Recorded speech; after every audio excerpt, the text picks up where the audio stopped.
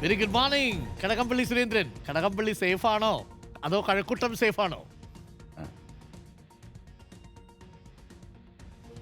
Good morning doctor Arun.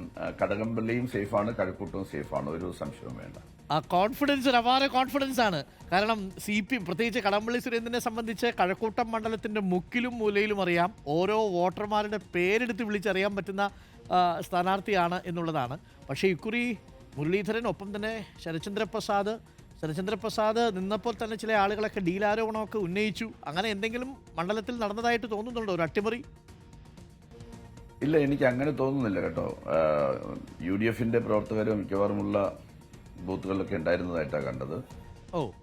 4-ാം തീയതി കഴിഞ്ഞാലേ വോട്ടെണ്ണി കഴിയുമ്പോഴും മാത്രമേ യഥാർത്ഥത്തിൽ അങ്ങനെ എന്തെങ്കിലും ഡീൽ ഉണ്ടായിരുന്നു എന്നുള്ള കാര്യം നമുക്ക് മനസ്സിലാക്കാനായിട്ട് സാധിക്കുള്ളൂ. ഈ കഴക്കൂട്ടത്തെ സംബന്ധിച്ചിടത്തോളം ഡോക്ടർ അരുൺ, ഒരു സംശയവും വേണ്ട. കഴക്കൂട്ടത്തെ സംബന്ധിച്ച് ഒരു സംശയവും വേണ്ടെന്നാണ് ഞാൻ പറയുന്നത്. കാരണം ഇവര് UDFും BJPയും നടത്തിയ പ്രചരണം രാഷ്ട്രീയമായിരുന്നില്ല, വികസനമായിരുന്നില്ല. വളരെ നെറികെട്ട പ്രചരണ രീതികളാണ് അവർ ആവിഷ്കരിച്ചത്.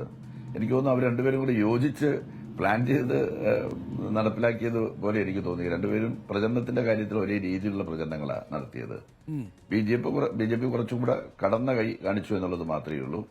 അവരുടെ സോഷ്യൽ മീഡിയ ടീം എന്നൊക്കെ പറയുന്നത് എനിക്ക് തോന്നുന്നു വലിയ പ്രൊഫഷണൽസ് ഒക്കെ അടങ്ങുന്നതായിട്ടുള്ള ടീമായിരുന്നു എന്നാണ് തോന്നുന്നത്.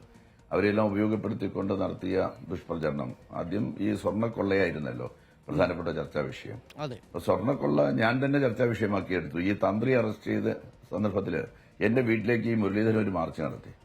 അപ്പൊ തന്ത്രിയെ അറസ്റ്റ് ചെയ്തത് ഹൈക്കോടതിയാണല്ലോ. ഹൈക്കോടതിയുടെ നിർദ്ദേശമനുസരിച്ച് SIT ആണല്ലോ. അപ്പൊ SIT തന്ത്രി അറസ്റ്റ് ചെയ്തതിന് പാവപ്പെട്ട് എന്റെ വീട്ടിലേക്ക് എന്തിനാ ഇയാൾ മാർച്ച് നടത്തി എന്നുള്ള ചോദ്യമാണെന്ന് ഞാൻ ഉന്നയിച്ചത്. തന്ത്രി അറസ്റ്റ് ചെയ്തപ്പോൾ യഥാർത്ഥത്തിൽ BJPക്ക് വല്ലാതെ പൊള്ളി എന്നുള്ളതാണ്. BJPയുടെ ഒരു സഹയാത്രികനാണ്. BJPയുടെ സമ്മേളനം ഉദ്ഘാടനം ചെയ്യുന്ന ഫോട്ടോയെല്ലാം തന്നെ ഞാൻ കാണുകയുണ്ടായി.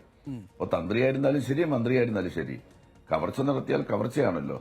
അതിന് പോലീസ് അന്വേഷിക്കുകയോ പിടിക്കുകയൊക്കെ ചെയ്യുമ്പോൾ വല്ലാതെ നോവേണ്ട കാര്യമൊന്നും ഇല്ലാന്ന് പറഞ്ഞുകൊണ്ട് ഞാൻ എന്റെ പ്രചരണം കൂടുതൽ ശക്തിപ്പെടുത്തി അക്കാര്യത്തിൽ.